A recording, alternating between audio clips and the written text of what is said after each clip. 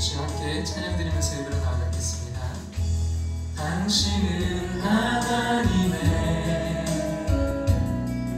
언약 안에 있는 축복의 통로,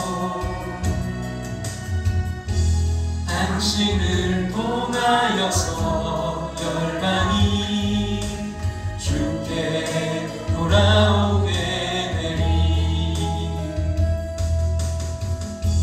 당신은 하나님의 언약 안에 있는 축복의 통로, 당신을 통하여서 열방이 주께 예배하게 되리.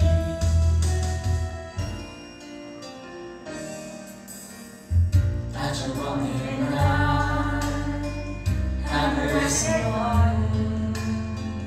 당신을 향한 계획이 있었죠. 하나님께서 바라보시며 좋았다고 말씀하셨죠. 이 세상 그 무엇보다, 이 세상 그 무엇보다 귀하게 나의 손으로 창조하였노라. 내가 너로 인하여 기뻐하노라. 내가 너를 사랑하노라. 사랑해요.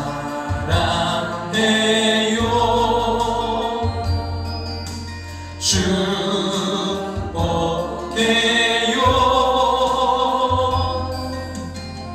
당신의 마음에 우리의 사랑을 드려요. 아주 먼 날 하늘에서는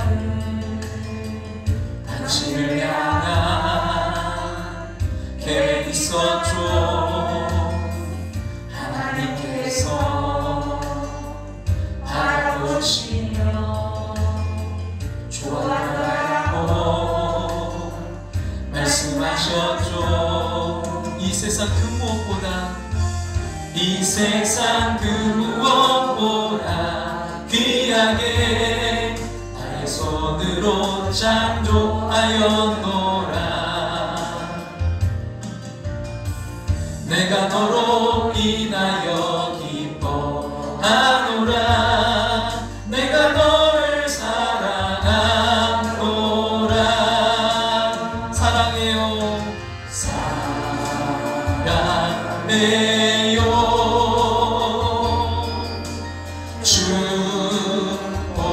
축복해요. 당신의 마음에 우리의 사랑을 드려요. 사랑해요.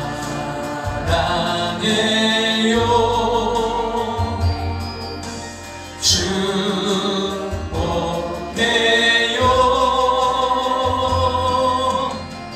당신의 마음에 우리의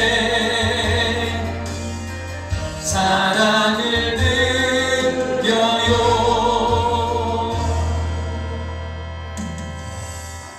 사랑을 드려요.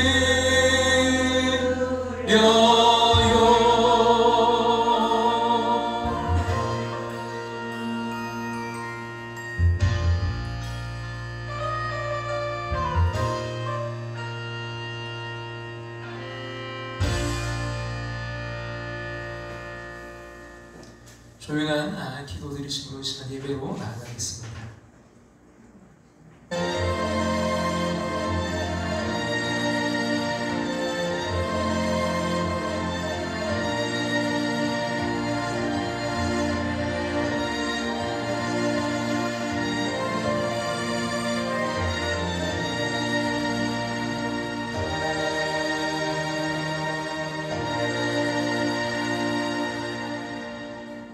하나님이 세상을 이처럼 사랑하사 독생자를 주셨으니 이는 그를 믿는 자마다 멸망하지 않고 영생을 얻게 하려 하심이라.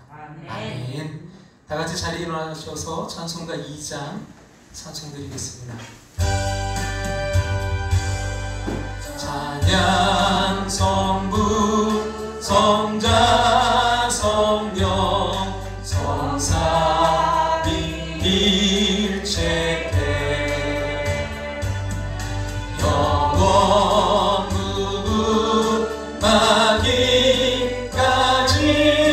영광을 돌리세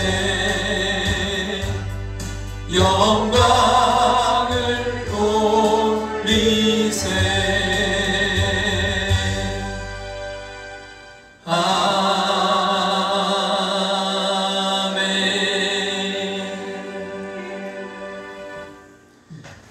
자리에 앉으셔서 하나님 말씀 요한복음 6장 7절 신약성경 152쪽입니다. 신약성경 152쪽 요한복음 6장 7절 말씀 한 절입니다. 우리 제자손 다 같이 함께 읽겠습니다. 빌립이 대답하되 각 사람으로 조금씩 받게 할지라도 200데나리온의 떡이 부족하리라. 아멘. 이 시간 여러분 예배 자리에 나오신 모든 분들 또 영상으로 지금 두바이 또 서울 이런 곳에서 함께 참여하신 모든 분들 주님의 이름으로 축복하고 환영합니다. 여러분 5분 샤우팅 또 교회 차량 구입 위해서 계속해서 기도를 부탁드리고요. 또 예배 후에 여러분 오늘도 떡이 준비되어 있습니다. 떡 받아가시길 바랍니다. 기도드리겠습니다. 사랑의 하나님, 오늘을 살게 하시고 구원과 영생의 길을 열어주심을 감사드립니다. 기쁘고 행복한 일, 힘들고 어려운 일 모두 겪으며 살았습니다. 욕심과 더러움 속에 묻히기도 했습니다. 그러나 이 시간 깨끗함으로 온전히 예배 드리길 원합니다. 아멘. 용서하셨음을 믿고 용서받은 확신과 기쁨으로 살게 하여 주시옵소서. 아멘. 형편과 사정이 다른 우리들 각자의 필요한 은혜를 주시옵소서. 아멘. 약해진 믿음은 회복시켜 주시고 몸과 마음이 아픈 이들에겐 영적 세임을 주시옵소서. 군대, 객지, 외국에 나가 있는 이들, 음성과 영상으로 예배드리는 이들 모두 천국 백성임을 잊지 않게 하여 주시옵소서. 병상의 환자들을 위해 기도합니다. 하나님께 영광 돌리기 위해 전도의 간증으로 삼기 위해 치료하여 주시옵소서. 회복시켜 주시옵소서.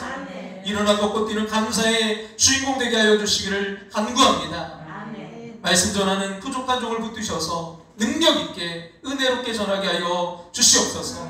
이 시간 악한 마귀 틈타지 않게 성령께서 주장하시고 하나님 홀로 영광 받으실 줄 믿고 예수님 이름으로 기도합나이다. 아멘.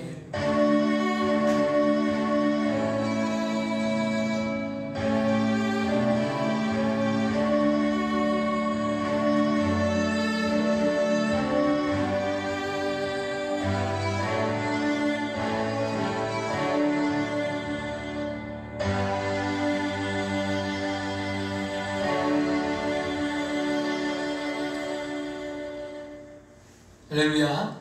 회복 인생, 특별히 그 예수님의 12제자들을 우리가 살펴보고 있는데 그 가운데 벌써 이제 절반 정도 해당하는 6번째 우리가 인물을 살펴보고 있는데요. 여러분 예수님의 제자 중에 누구도 완전한 사람이 없고 또 그들의 삶의 업적을 가지고 자랑할 만한 사람도 없습니다. 하지만 끝까지 주님 편에 서 있었다는 것만으로 충분히 축복을 받을 자격이 있는 것은 아닐까요? 어떤 목사님이 이제 죽어서 심판대 앞에 서서 이제 신문을 받는 꿈을 꾸었습니다. 심판자가 물었습니다. 그대는 항상 선했는가? 목사님은 고개를 들지 못한 채 대답했습니다. 아닙니다. 심판자가 다시 물었습니다. 그러면 그대는 항상 의로웠는가? 목사님은 한숨을 내쉬며 대답했습니다. 아닙니다. 심판자는 다시 물었습니다. 그대는 항상 깨끗했는가? 목사님은 힘없는 목소리로 대답했습니다. 아닙니다. 목사님은 불안했습니다. 자신의 모습이 너무나 초라했습니다. 곧 큰 형벌이 내릴 것으로 생각하고 고개를 푹 숙이고 있었습니다. 그때 빛이 환하게 비추면서 주 예수 그리스도의 얼굴이 보였습니다. 예수님은 불안에 떨고 있는 목사님을 껴안고 보좌를 향해 바라보면서 이렇게 말씀했습니다. 아버지, 이 사람은 항상 선하지는 못했고 항상 의롭지는 못했고 항상 깨끗하지는 못했으나 아버지, 이 사람은 항상 선하지는 못했고 항상 의롭지는 못했고 항상 깨끗하지는 못했으나 세상에서 저의 편에 서 있었습니다. 지금 여기에서는 제가 이 사람의 편에 서겠습니다. 여러분, 이 이야기에서 우리가 깨닫는 것이 있습니다. 의롭다는 것은 완전함에서 오는 것이 아니라 우리가 무엇을 위해 끝까지 노력했느냐에 있다는 것을. 여러분, 오늘 말씀의 주인공 빌립을 보면서 신중함이라고 표현하기에는 조금 부족한 것을 발견하게 됩니다. 하지만 여러분, 빌립을 끝까지 붙들어 주시고 제자의 길을 가게 하신 그 주님의 성품이 그를 참된 제자로 만든 것은 아닐까라는 생각이 듭니다. 여러분, 우리가 살펴보고 있는 12제자는 대개 이제 복음서에 4명씩 세 그룹으로 이제 나누어져 기록되어 있는데요. 그중 첫 번째 그룹은 베드로와 안드레, 야고보와 요한이 형성하고 있습니다. 물론 그 가운데 이제 베드로와 야고보와 요한이 더 중심이지만 그 이제 이 그룹을 나눌 때 첫 번째 그룹은 베드로와 안드레, 야고보와 요한. 그리고 두 번째 그룹은 빌립과 바돌로메, 도마와 마태, 이렇게 되고요. 그리고 세 번째 그룹은 작은 야고보와 다데오 유다, 그리고 시몬과 마지막 가룟 유다입니다. 여러분, 첫 번째 그룹의 리더가 전체적인 리더기도 하지만 첫 번째 그룹의 리더가 여러분 베드로이듯이 이 두 번째 그룹에서 아마 이 빌립이 리더의 역할을 하지 않았을까 생각이 되는데요. 빌립은 아주 신중한 성격, 지난주에 나왔던 야고보라든지 이런 베드로와는 전혀 다른 성격이죠. 전형적인 우울질에 속하는 제자가 이제 아니었을까 이렇게 생각이 되는데요. 여러분, 빌립이란 이 단어의 말은 말을 사랑하는 사람이란 뜻입니다. 그 이제 달리는 말이 있잖아요. 그 말을 사랑하는 사람.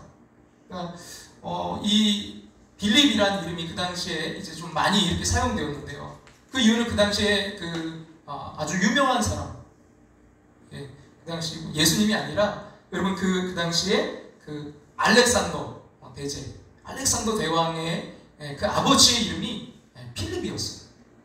그래서 이제 그 좋은 이름을 이제 그 자녀들에게 물려줘서 그런 인물 되라, 큰 인물 되라, 그런 의미에서 이제 빌립이라는 이름이 이제 많이 쓰였을 텐데, 근데 여기서 알 수 있는 그 이제 한 가지가 있는데, 이런 빌립의 가정은 아주 보수적이고 전통적인 유대인 가정은 아니었을 거라는 거예요. 그 빌립 이름 자체가 뭐예요? 헬라식, 그리스식의 이름이기 때문에 전통적인 유대인들은 그런 이름을 쓰지 않았거든요. 그러니까 그의 집안은 어떤 외부의 문화나 흐름에 잘 융화되는 상당히 개방적인 배경을 가지고 있지 않았을까 이렇게 추측할 수 있는데요. 그러다 보니까 그 당시 이제 현대적인 어떤 그런 문화와 그런 지식들을 많이 접하게 된 사람이 바로 이 빌립 아닐까 그렇게 생각합니다. 그래서 빌립이 이제 어떻게 이제 복음도 좀 그래도 빨리 받아들이고 또 그런 반면에 현실적으로 판단하는 그런 경향이 참 많았는데요. 여러분, 이런 빌립과 이제 예수님의 첫 만남이 담겨져 있는 말씀이 있습니다. 우리 한번 요한복음 1장 43절 이하 우리 같이 한번 좀 읽어보기를 원하는데요. 같이 읽겠습니다. 이튿날 예수께서 갈릴리로 나가려 하시다가 빌립을 만나 이르시되 나를 따르라 하시니 빌립은 안드레와 베드로와 한 동네 베세다 사람이라.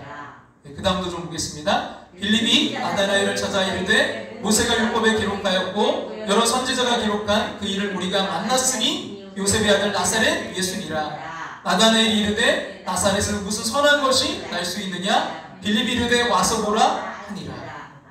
여러분, 이 말씀 중에 이제 그 묵상하는 중에 특별히 그 43절 시작되는 43절을 보면 예수께서 갈릴리로 나가려 하시다가라는 구절이 눈에 들어왔는데요.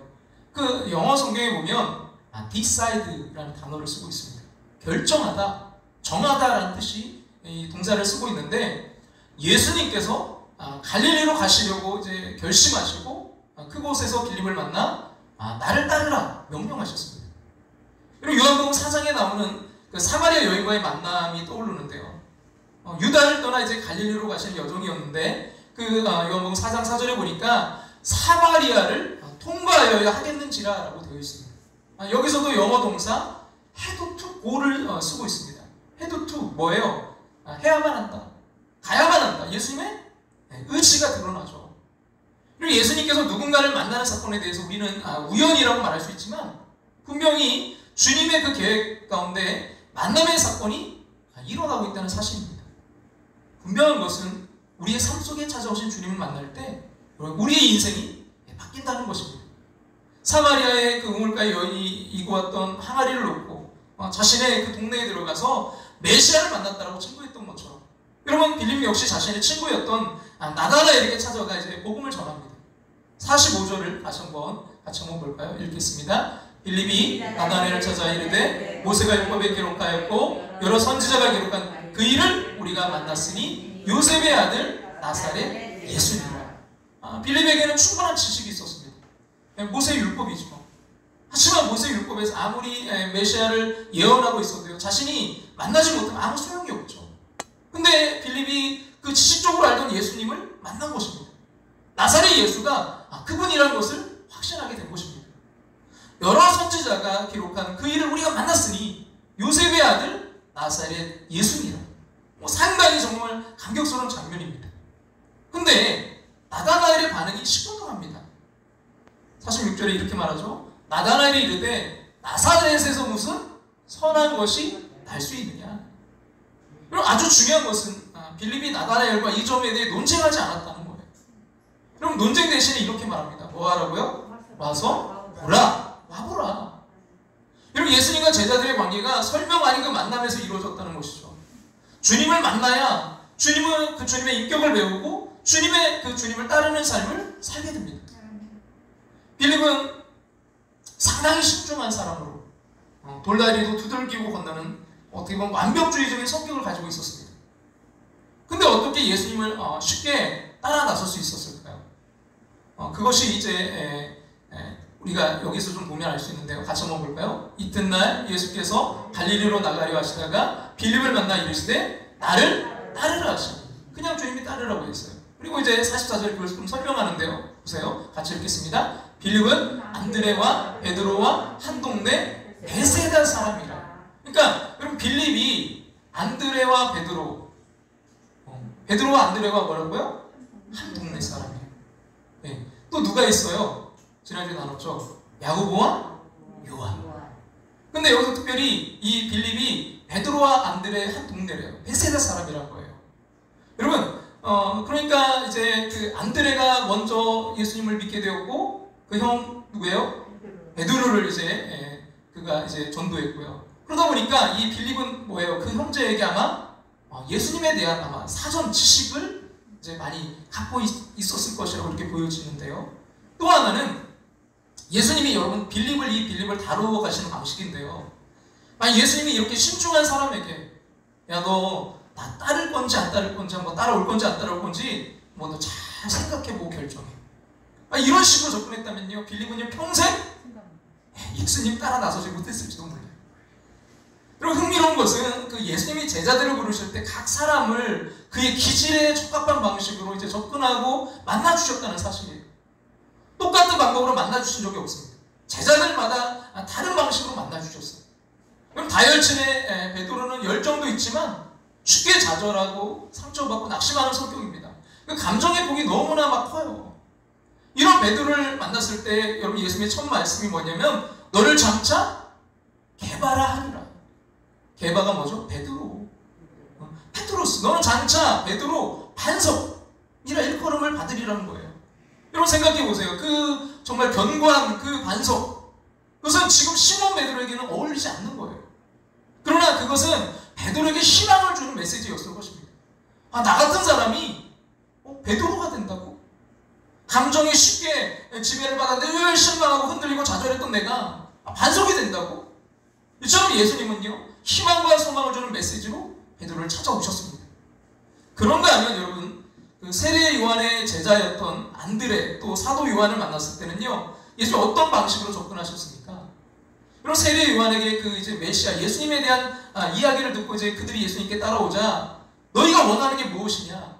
무엇을 구하느냐라고 물으십니다. 그에 대한 대답으로 어디에 사십니까? 라고 묻자 와서 봐. 가서 나와 함께 교제하자라고 말씀하십니다. 예수님은 이런 친근한 방법으로 그들을 이제 교제의 장으로 초청하셨습니다. 그렇지만 여러분 빌립의 경우에는 전혀 달랐어요. 만나자마자 잔소리하지 말고 그냥 따라와!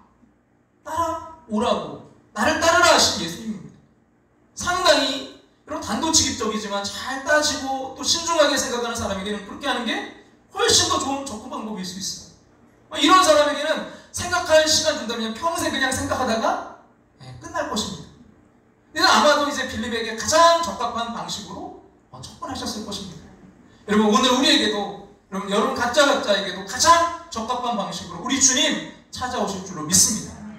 그렇게 그분을 따라 나선 것은 이 빌립의 인생에 이제 새 여행의 출발이 되었습니다. 여러분 그의 기질과 성격을 알면 예수님이 이제 빌립에게 접근하셨던 그 방식이 쉽게 이해가 되는데요. 여러분 우리가 오늘 보고 있는 본문 요한복음 6장을 보면 어떤 사건이 나오죠? 보리떡 5개와 물고기 2마리로 수많은 사람을 먹이셨던 오병이어의 그 기적 사건이 나옵니다. 그리고 이 사건의 현장에 이제 빌립이 등장합니다. 같이 한번 요한복음 6장 5절부터 7절 같이 한번 읽겠습니다. 예수께서 눈을 들어 큰 무리가 자기에게 오는 것을 보시고 빌립에게 이르시되 우리가 어디서 떡을 사서 이 사람들을 먹이겠느냐 하시니 이렇게 말씀하신 친히 어떻게 하실지를 아시고 빌립을 시험하고자 하시니라. 빌립이 대답하되 각 사람으로 조금씩 받게 할지라도 200데나리온의 떡이 부족하리이다. 학자들마다 의견이 다르지만 많은 사람들은 그때 이제 그 들판에 모여든 사람이 아마 1만 명은 넘었을 것이라고 추정합니다. 성인 남자만 여러분 5천 명이니까 그 여자와 또 아이들 합치면 1만 명 아니 15,000명 2만 명까지 보는 분들도 있는데요. 1만 명 이상이었을 거예요. 여러분 한번 생각해 보세요. 그 1만 명 이상 되는 사람들을 먹이려면 얼마치의 여러분 떡이 필요할까요? 10,000명 이상 되는 사람 2만 명 먹이려면 얼마의 떡이 있어야 될까요? 저는 이게 감이 잘 안 와요. 근데 이 빌립은 이게 뭐라고? 선생님 200데나리온의 떡이 있다 해도 부족할 것 같아요 라고 계산을 해냅니다.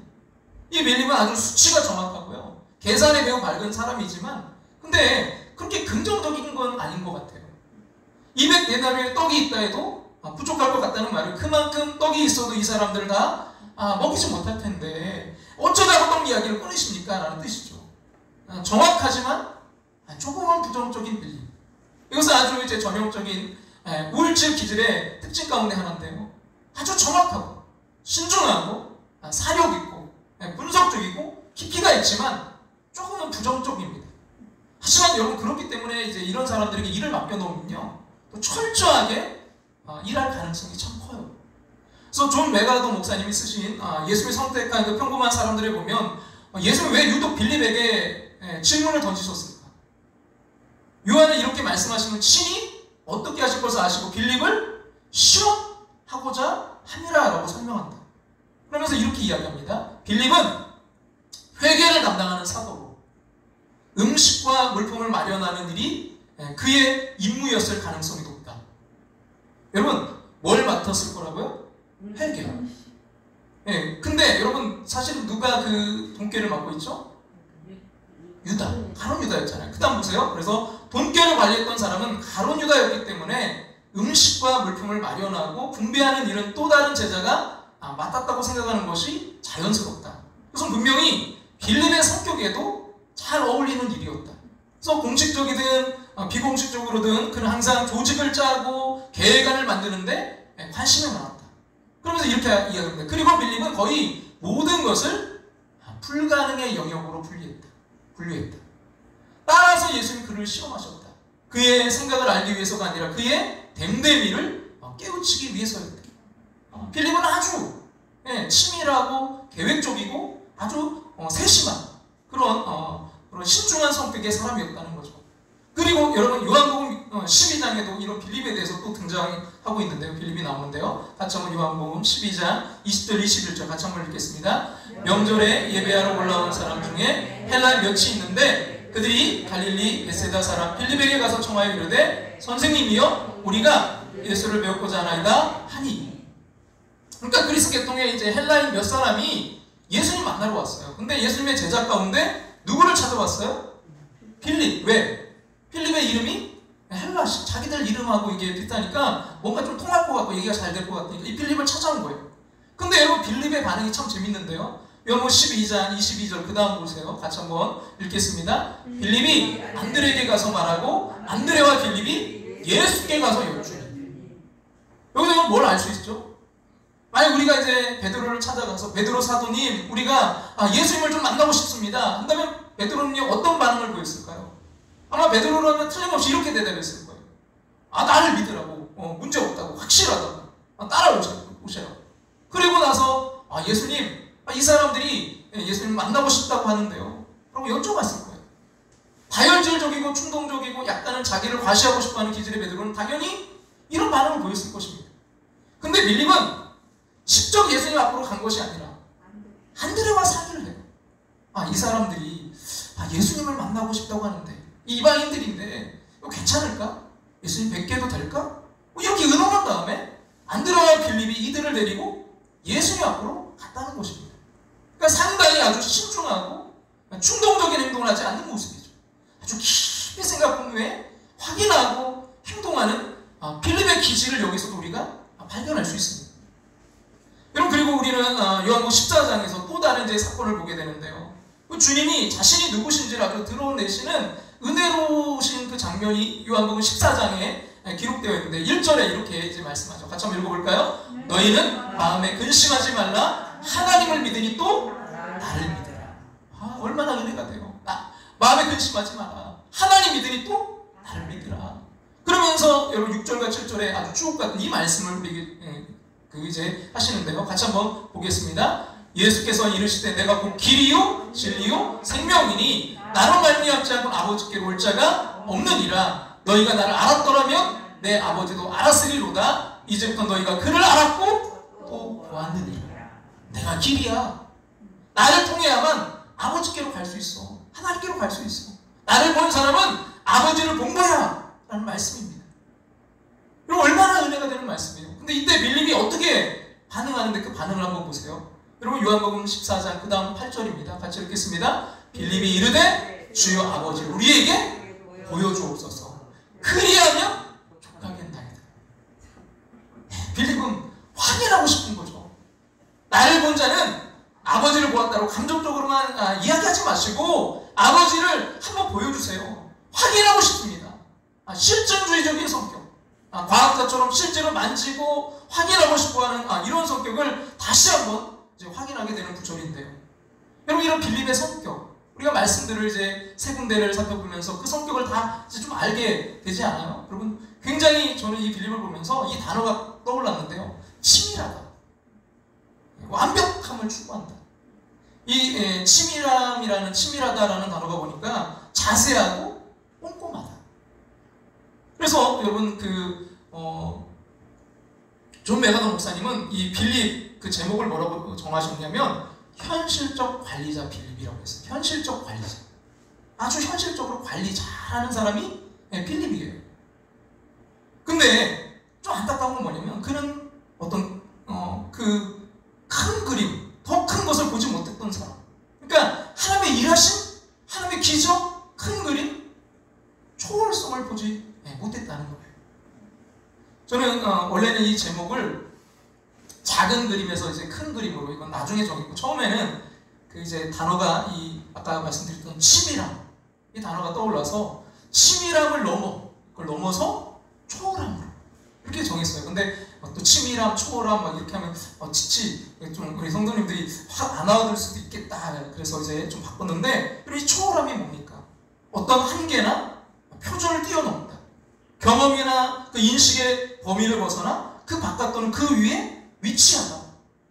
안타까운 것은 이 안드레가 참 세상적으로 너무나 아주 치밀하게 일을 잘하고 꼼꼼한 사람이었지만 안타까운 것은 뭐예요?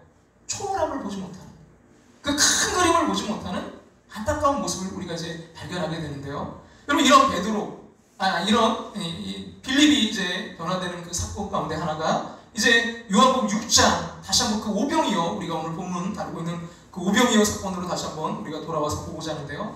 요한복음 6장 5절과 6절 말씀 같이 한번 읽겠습니다. 예수께서 눈을 들어 큰 무리가 자기에게로 오는 것을 보시고 빌립에게 이르시되 우리가 어디서 떡을 사서 이 사람들을 먹이겠느냐 하시니 이렇게 말씀하시면 친히 어떻게 하실 줄 아시고 빌립을 시험하고자 하십니다. 그럼 빌립은 그런 어떤 헬라적인 문화 가정 속에서 좀 교육도 잘 받았고 또 아주 신중하기도 하고 또 계산적이기도 하죠. 예, 또 머리도 좋아요. 그래서 뭐 세상에서 이런 사람들이 참 똑똑하다는 소리를 듣지만 하늘나라에서는요 오히려 부족한 사람 같습니다. 뭔가 좀 부족해요. 왜냐하면 자신의 계산이나 한계 속에 자신을 갖고 있기 때문입니다. 자신의 계산으로 인해 하나님께서 개입할 여지를 남겨두지 않기 때문입니다. 그리고 예수님의 시험에 대해서 이제 그 빌립이 이렇게 대답하죠. 7절 말씀 오늘 본문인데요. 같이 한번 읽겠습니다. 빌립이 대답하되 각 사람으로 조금씩 받게 할지라도 200데나리온의 떡이 부족하리라. 빌립에게 있었던 합리적인 계산은 이 큰 무리를 먹이려면 200데나리온의 떡이 필요하다는 거예요. 그 영어 성경에 보면 이걸 좀 더 아주 구체적으로 뭐라고 했냐면 at month's wages. 그러니까 뭐냐면 8개월의 그 노동자의 그 값을, 그러니까 그 월급을 다 합친 그걸로도 지금 충분하지 않다. 아주 그렇게 표현하고 있어요. 그러니까 정확하게 이 빌립이 그렇게 뭐 8개월의 임금 뭐 이렇게 계산까지 할 정도로 아주 치밀한 거죠. 그럼 이 부분을 통해 우리가 배워야 되는 게 뭘까요? 흔히 우리가 이제 신앙생활하면 두 가지 종류의 오류를 범하는 것 같은데요. 하나는 베드로처럼 그냥 아무 생각 없이 자신의 감정으로 그냥 일을 저질러 놓고 보는 사람이죠. 여러분 이런 유형의 사람은 아주 성급하고 감정적입니다. 얼핏 보기에는 믿음으로 하는 것 같이 뭐 믿음이 있어 보이지만 자신에게 사실은 충실한 그 충동적 행동일 때가 참 많아요. 다른 하나의 유형이 바로 이제 빌립과 같은 신중함인데 생각을 많이 하지만 자기 생각에 함몰되어서 행동하지 못하는 경우입니다. 근데 여러분 둘 다 하나님 믿는다고 하면서 사실은 하나님을 생각하지 않는 것은 아닐까요? 사실은 여러분 교회에서 일어나는 갈등의 요인이 신중함과 그런 대담함 이런 사이에서 일어나는 일들이 아닐까요? 이런 생각을 하게 됩니다. 신중함은 문제를 보게 하지만 해결책을 보지 못해요. 대담함은 문제를 문제로서 보지 않고 해결하려고 하는 의지는 있으나 하나님의 뜻이 맞는지를 종종 진지하게 묻지 않는 것으로 오히려 실수하는 경향이 참 많이 있습니다. 그럼 빌립의 경우를 보세요. 예수님의 물음을 듣고 돈이 필요하다고 생각한 것으로 보아서 사람들을 정말 돕고 싶은 그 마음이 있었던 것 같아요. 근데 문제는 돈이었습니다. 현실적으로 돈이 없으니까 해결할 방법이 없다는 거죠. 근데 여러분 예수님은 돈의 문제가 아니라 믿음의 문제로 보았던 것이죠. 이 많은 사람을 먹일 돈이 없는 게 아니라 믿음이 없다는 것이 주님의 지적이고 가르치고 싶었던 거죠. 왜냐하면 예수님이 이미 어찌해야 될 것을 알고 계셨기 때문입니다. 빌립은 걱정은 했지만 믿음으로 행한 것이 없고 주님께도 묻지 않았습니다. 오로지 자신이 신중했을 뿐입니다. 그래서 예수님께서 빌립에게 가르치고 싶었던 것이 이거 아닐까요? 우리가 잘 아는 빌립보서 4장 13절에 이런 말씀이 있는데요. 같이 한번 읽어볼까요? 내게 능력 주신 자는 내가 모든 것을 알 수 있느니라. 내가 아는 것이 아니라 내게 능력 주시는 자 안에서 내가 모든 것을 할 수 있느니라. 내 안에 계시는 분의 능력으로 할 수 있다. 이게 뭘까요? 우리가 늘 잊고 사는 것이 있습니다. 주님께서 우리와 함께 계시다는 것이죠. 우리의 자격으로서가 아니라 자녀된 우리에게 함께 계시는 주님 말입니다. 오병이의 기적을 통해 빌립이 무엇을 배웠을까요? 자신이 할 수 있는 일을 하는 것은요, 평범한 인생입니다. 하지만 주님께서 우리 안에 계셔서 할 수 있는 일을 하는 사람은요, 믿음의 사람입니다. 빌립은 다른 제자들보다 이제 여러 가지 또 아버지를 통해서 또 그런 헬라적인 그런 문화도 접하고 아마 또 머리도 좋았던 사람이잖아요.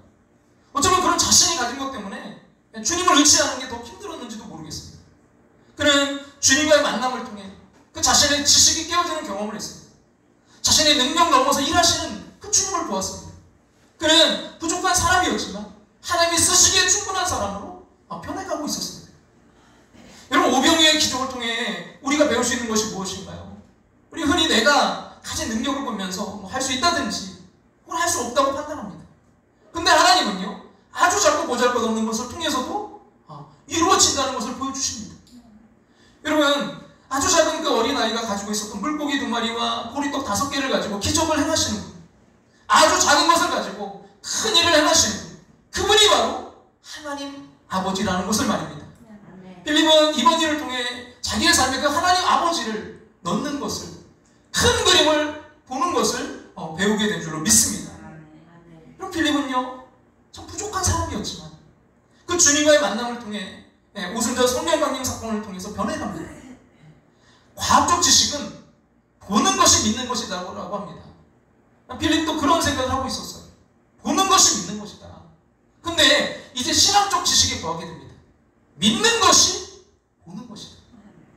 믿을 때 보여집니다. 그는 믿음으로 하나님의 그 큰 그림을 보게 됩니다. 그리고 믿음으로 살아가다가 순교합니다. 1세기에 이제 여러 문서를 살펴보면요, 그의 사역 무대가 그러니까 소아시아, 지금의 터키였다고 이제 그렇게 말하고 있는데요. 특별히 라오디게아 교회와 이제 골로새 교회를 중심으로 활동했다는 그런 기록이 교회 전승 역사에 남아 있습니다. 삼각형 모양으로 위치한 라오디게아 또 골로새, 히에라폴리스, 이 세 곳은 금방 오갈 수 있는 가까운 거리에 있었습니다. 지금 그곳에 가면 그 빠무칼레라는 아주 유명한 온천 도시가 있는데 그냥 물이 우리 그 유성 여기도 가끔 거기 이렇게 다리 뭐 조격하는 데 있듯이 거기는 전체가 자연적으로 강이 다 뭐냐면 그 냇가가 온천이에요. 물이 이렇게 쫙.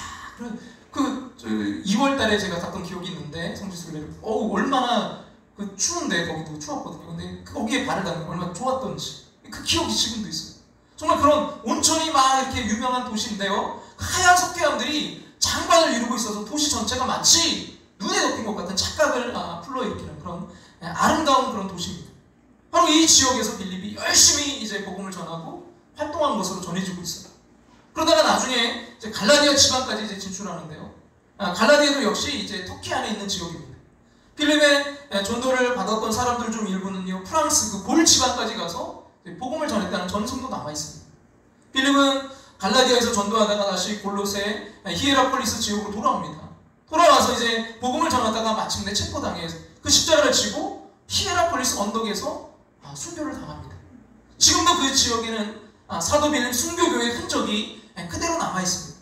그래서 그 자리를 찾는 순례객들이 성도처럼 남아있는 그곳에서 경건히 무릎 꿇어 기도하면서 이 사도 빌립이 걸었던 인생의 발자취를 추억하는 그런 모습을 볼 수 있습니다. 여러분, 의심하는 도마가 그랬듯이 부족했던 그의 삶 때문에 어쩌면 더 진지하게 그 남겨진 인생을 살게 되었는지 모릅니다. 그는 부족한 사람이었지만 주님이 일하시는 방법을 깨닫고 순종하는 삶을 살게 됩니다. 사도행전 8장에 보면 빌립이 에티오피아 여왕 간디게의 국고를 맡은 관리인 네시에게 이제 복음을 전하는 장면이 나오는데요. 여기에 나오는 빌립이 예수님의 제자 그 빌립인지, 아니면 사도행전 6장에서 그 사도들이 세운 7 집사 중에 하나인 빌립인지는 성서학자들의 견해가 엇갈립니다.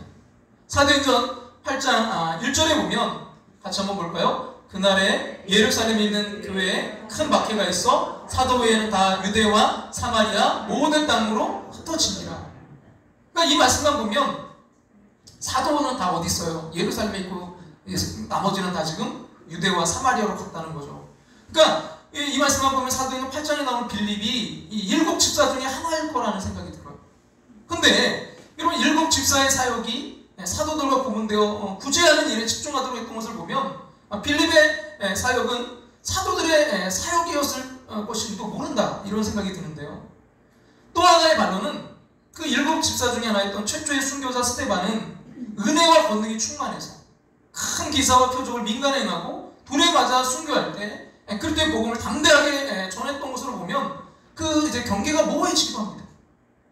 어쨌든 논란의 여지가 좀 남아있기 때문에 여러분, 사도행전 8장의 빌립이 7 집사 중 하나인지 아니면 사도 중에 하나였던 빌립인지 정확치는 않지만 살펴보려고 하는데요.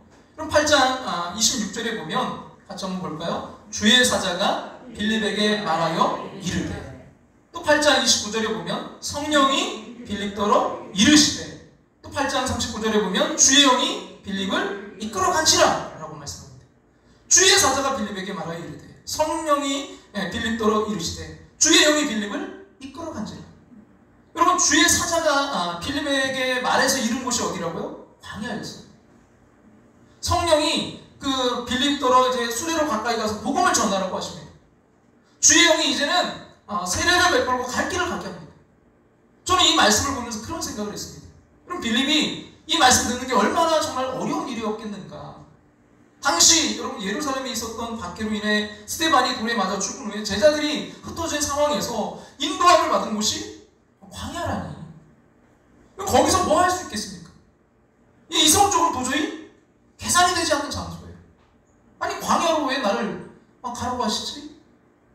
또 성령이 빌립더러 뭐라고요? 수레로 가까이 가서 복음을 전하라고 하시는데 그 에디오피아 여왕의 국고를 맡은 그 막강한 권력자에게 다가간다는 게 어떻게 가능하겠습니까? 근데 그곳에서 하나님께서 이미 행하기로 한 일을 빌립을 통해 하셨던 곳이죠. 이제는 빌립을 시험하기 위함이 아니라 그의 믿음으로 하나님의 역사를, 큰 그림을 보게 하시려고 말이죠. 여러분, 우리가 주님의 행하시는 그 능한 일을 볼 때는요, 성령님에 이끌려 나갈 때입니다. 내가 하고 싶은 일과 내가 할 수 있는 능력으로 행하는 일들이 어떻게 하나님의 손길이 나타나겠습니까? 내가 알고 충분한데.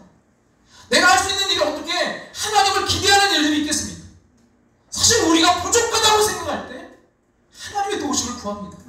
우리가 할 수 없는 한계에 부딪힐 때 가장 간절하게 하나님을 찾게 됩니다. 여러분, 빌립이 광야로 여러분 이끌림을 받아간 것이 그의 계획이 아니었기 때문에 하나님의 인도하심을 경험하지 않았을까요?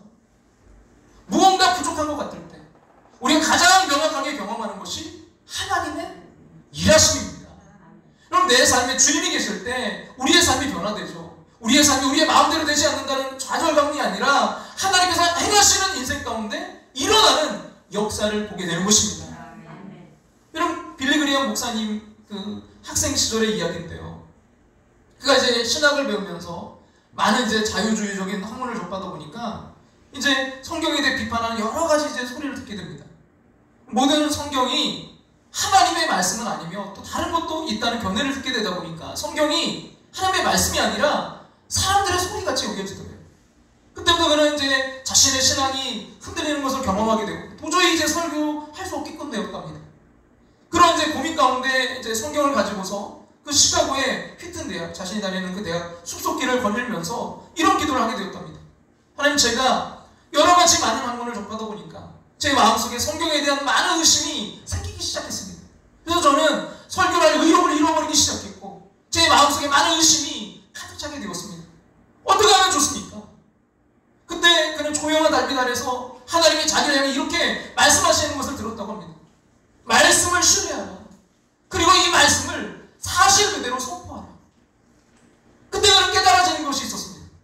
내가 알아야 얼마나 알겠는가. 이 세상에 똑똑한 사람이 알아봐야 얼마나 알 수 있겠는가. 사람의 지혜란 무엇인가. 사람의 이성 얼마나 제한적인가. 나보다 우리보다 훨씬 크신 하나님, 그 하나님이 하고자 하신다면 능치 못할 일이 뭐가 있겠는가.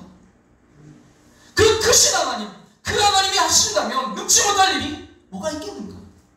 그러다 한동안 의심했던 그 성격과 그 성경의 그런 기적과 같은 사건들이요 다른 모습으로 보이기 시작했습니다. 순간 그는 무릎을 꿇었습니다. 그리고 성경을 앞에 두고 이렇게 기도했습니다. 하나님, 저는 하나님의 말씀을 있는 그대로 받아들입니다. 이 말씀 위에 저의 인생을 세울 것입니다. 그리고 이 말씀을 따라 살고 이 말씀 그대로 선포할 것입니다. 그리고 그 유명한 빌리 그레이엄 목사님의 설교 스타일이 거기에서 탄생하게 된 거예요. 그는 늘 하나님의 말씀이 말하기를, 성경이 말하기를 이라고 설교했습니다. 자신의 논리와 철학이 아니라 주님이 주시는 말씀을, 하나님의 말씀을 선포하게 된 것입니다. 믿음으로 선포할 때 믿음의 역사가 나타날 줄로 믿습니다. 그럼 빌립은 뭔가 부족한 사람이었습니다. 그는 주님에게 시험을 당하기도 했습니다. 하지만 그는 시험의 순간에 하나님의 손길을 경험했습니다. 오병이의 기적은요, 그가 경험했던 한계 상황에서 하나님께서 행하신 기적이었고 생명의 떡이 무엇인지에 대한 말씀을 듣게 된 사건이었습니다. 그는 부족한 사람이었지만 주님의 그 부르심에 응답했을 때 제자의 길을 갈 수 있었던 사람입니다. 빌립은 초대교회가 막히로 인해 흩어졌을 때 성령님의 인도하심을 따라 광야로 갔다가 하나님께서 준비하신 사람을 만났던 사람입니다. 성령의 인도하심을 따를 때 우리의 부족함을 덮으시는 하나님의 손길을 경험하게 될 줄로 믿습니다. 그럼 제자는 하나님의 이끄심을 따라 사는 사람이라는 것입니다. 그리고 그곳에서 하나님의 인도하심을 경험하는 나는 그 사실을 여러분 경험할 수 있기를 간절히 소망합니다. 오늘 여러분에게 던지는 도전입니다. 초대교회에 일어났던 박해 사건처럼 모든 것을 휘몰아치고 인생을 흩어버리는 그런 일들을 경험하고 계신가요? 우리는 부족하지만 하나님의 인도하심을 하는 때입니다. 혹시 주님께서 우리에게 5,000명이 넘는 사람을 먹이라고 말씀하시나요? 내가 도저히 할 수 없는 일을 하라고 하시나요? 근데 우리가 가진 것은 보리떡 5개와 물고기 2마리에 불과한가요? 우리의 능력을 넘어서는 일이라면, 근데 그것이 주님의 명령이라면 이제 하나님께서 하실 일입니다. 그래서 우리의 부족함은요, 늘 하나님을 기대하게 돼요. 하나님을 기대하는 인생은 늘 소망이 넘치지 않겠습니까? 하나님 어떻게 역사하실까? 하나님 이 문제 어떻게 해결해 가실까? 부족한 사람 빌립, 그가 주님의 제자로 살 수 있었던 것은요, 그의 부족함을 채우시는 하나님의 은혜를 경험했기 때문입니다. 여러분, 우리의 부족함이 하나님의 은혜를 경험하게 하는 통로가 된다는 것이 여러분 참 놀랍지 않으신가요? 그래서 오늘 여러분의 마음에 그리고 삶에 찾아오는 기대는 그럼 무엇인가요? 우리가 부족하다는 것을 고백하십시오. 하지만 그 부족함으로 인해 우리를 채우시는 하나님의 은혜를 헤아려 보십시오. 한 주간을 살아가며, 아니 우리의 인생을 살아가며 여러분 소망이 있는 삶을 살지 않겠습니까? 하나님의 일하심을 목도할 수 있는 저와 여러분 될 수 있기를 주님의 이름으로 축복합니다. 오늘 말씀의 결론을 그 존 맥어더 목사님의 책 그 후반부에 그 목사님이 이제 거의 결론부에 다루고 있는 이 부분이 오늘 제목도 정하게 되고 오늘 말씀의 전체적인 걸 끌고 왔던 그런 핵심인데요. 참 많이 도전이 되고 은혜가 되었어요. 그래서 좀 그대로 좀 읽어드리고 오늘 말씀을 정리하려고 합니다. 그럼 빌립도 다른 제자들처럼 부족한 사람이었다. 그의 믿음은 연약했고 이해력도 모자랐으며 성격적으로도 문제가 많았다. 빌립도 다른 제자들처럼 부족한 사람이었다. 그의 믿음은 연약했고 이해력도 모자랐고 성격적으로도 문제가 많았다. 또한 항상 규칙을 고집한 데다가 머릿속에 온통 사실과 계산뿐이었다. 그 때문에 그는 그리스도의 신성한 능력과 인격과 은혜라는 큰 그림을 볼 수가 없었다. 뭐라고요? 그 때문에 그는 그리스도의 신성한 능력과 인격과 은혜라는 뭘 볼 수 없었다고요? 큰 그림을 볼 수 없었다. 그의 이해력과 믿음은 무척이나 더뎠다. 그는 눈앞의 현실을 얼른 뛰어넘지 못했다. 여전히 더 많은 증거를 요구했다. 만일 예수님이 빌립에게 맡기신 역할을 두고 그를 인터뷰할 기회가 있었다면 우리 분명히 이렇게 결론 지었을 것이다. 그는 자격이 없어. 그를 세상의 역사를 바꿔놓을 막중한 임무를 맡길 12제자 가운데 하나로 훈련하기는 불가능해. 우리는 그렇게 평가할 거라는 거예요. 그는 자격이 없어. 그를 세상의 역사를 바꿔놓을 만한 그런 막중한 임무를 맡길 12제자 가운데 하나로 훈련시키는 것은 불가능해. 근데 여기가 참 중요해요. 하지만 예수님의 생각은 달랐다. 그럼 이렇게 말씀하신 거예요. 그는 내가 찾는 바로 그 사람이다. 나의 능력은 약한 데서 온전해진다.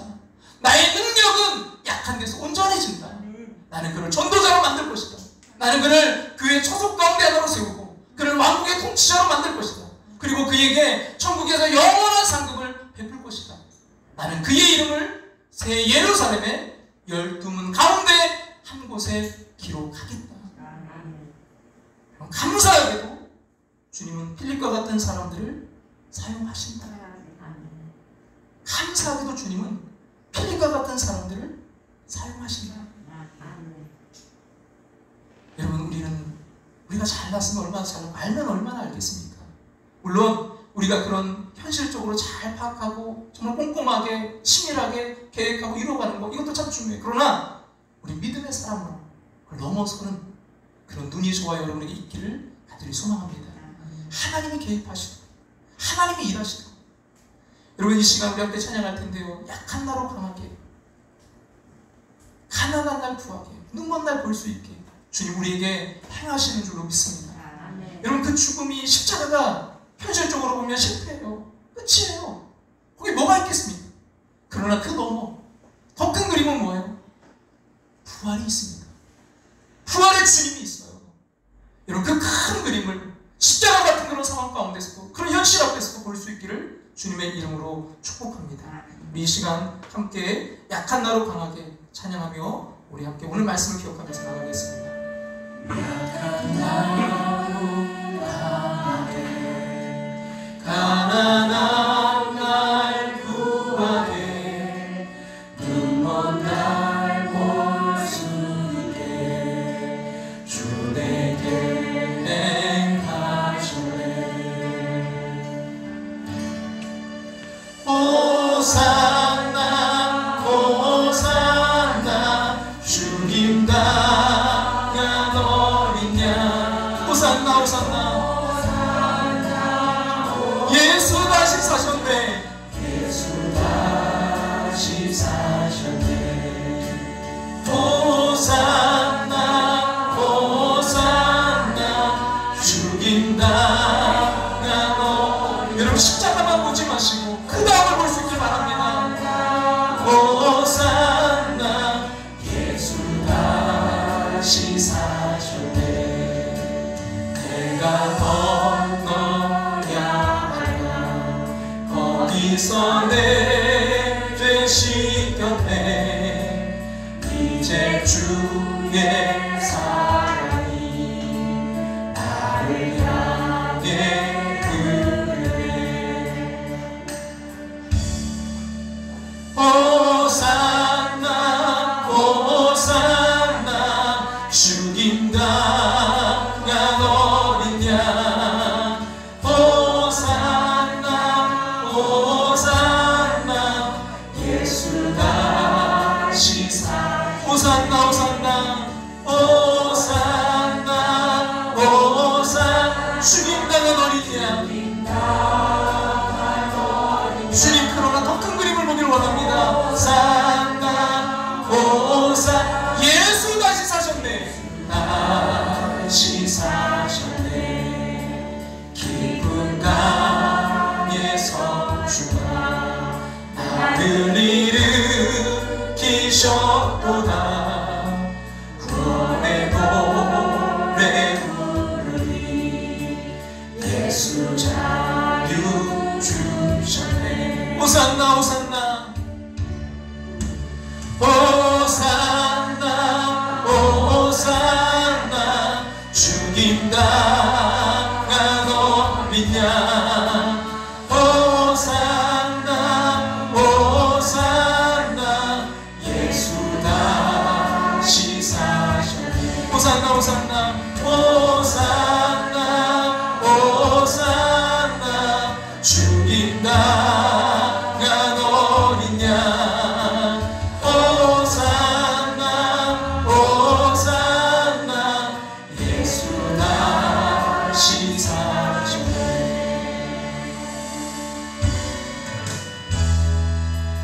내게 허락하신 시련을 통해 나의 믿음 더욱 강하게 자라나고 험한 산과 골짜기 험한 산과 골짜기 지나는 동안 주께 더 가까이 나를 이끄시네.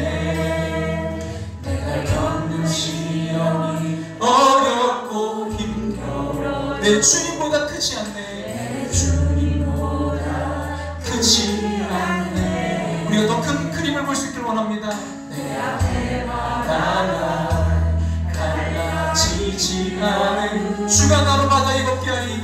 나로 바다에 걷게 하리. 나는 믿네. 주의 능력으로 내 삶 새롭게 되리. 나는 믿네.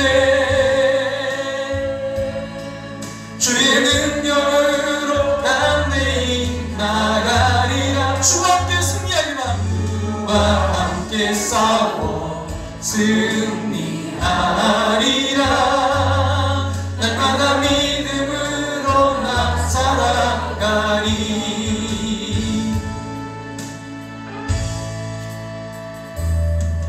내게 허락하신 시련을 통해 나의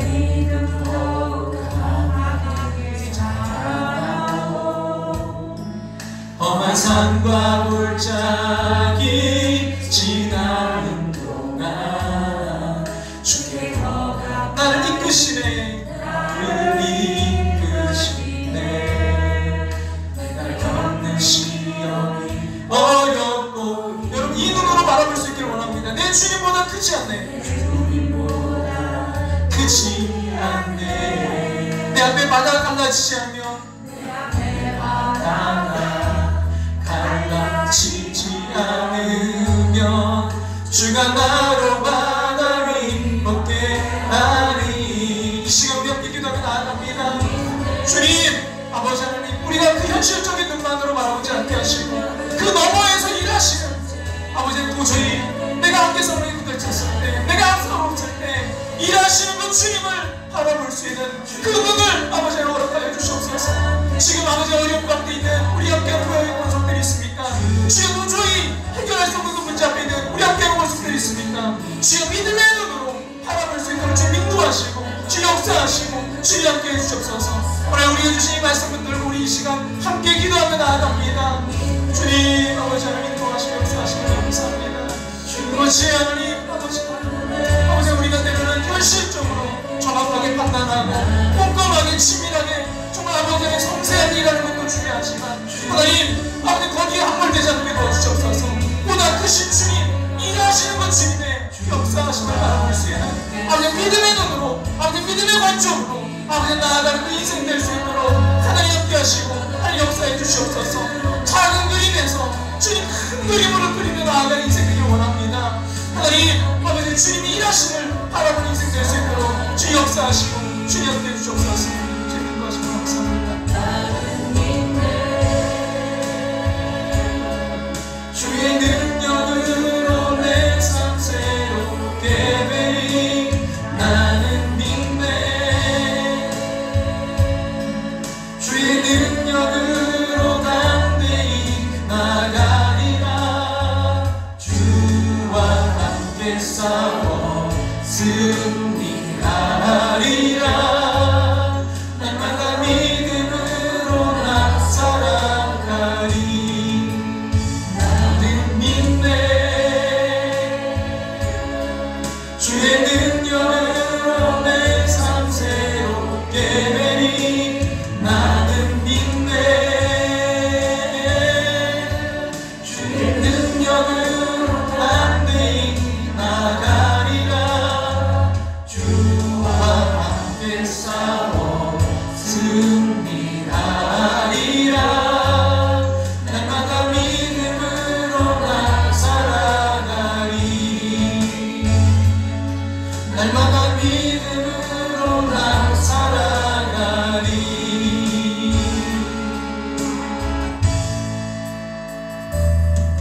늘 허락하신 시련을 통해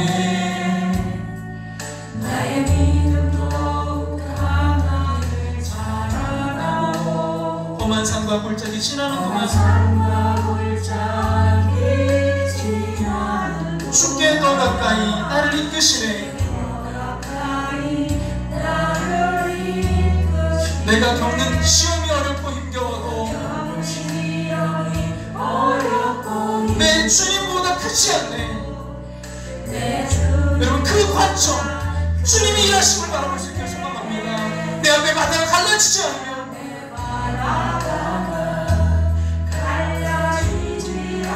주가 나로 바다에 걷게 하리. 나는 믿네. 나는 믿네. 주의 능력으로 내 삶 새롭게 되리. 나는 믿네. 주의 능력으로 담대히 나아가리라. 주와 함께 싸워 승리하리라.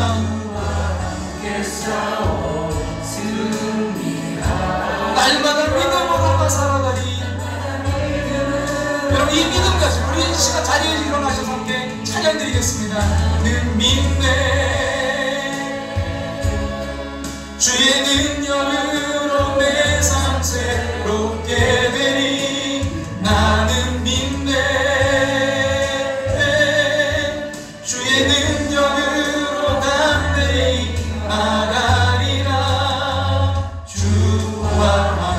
싸워 승리하리라. 날마다 믿음으로 나 살아가리. 날마다 믿음으로 나 살아가리. 날마다 믿음으로 나 살아가리.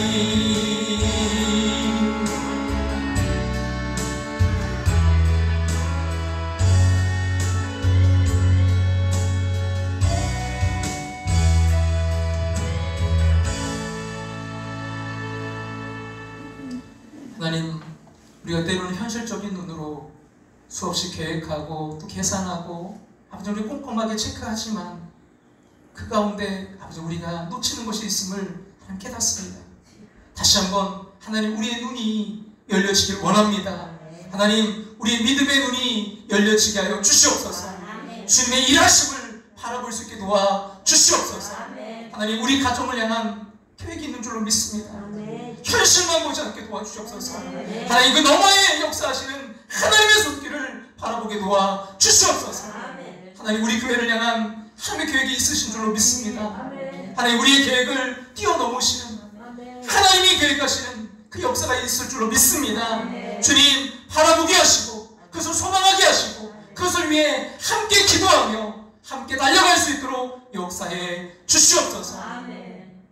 지금은 우리를 죄에서 구원하신 예수 그리스도의 그 크신 은혜와 사랑하는 독생자를 우리를 사랑하셔서 이 땅에 오신 하나님의 그 크신 사랑하심과 오늘도 우리 안에 살아 역사하시며 감화교통 충만하심으로 함께 하시는 성령 하나님의 역사하심을 통해 그 믿음의 눈으로 아버지 하나님 작은 그림을 보던 그 눈에서 이제 큰 그림을 보는 하나님의 일하심을 목도하며 하나님의 그 손길을 갈망하며 소망하며 나아가는 당신의 사랑하는 백성들과 가정과 삶의 터전과 우리 함께하는 교회 위에 이제부터 영원토록 함께 하시기를 축원하옵나이다. 아멘.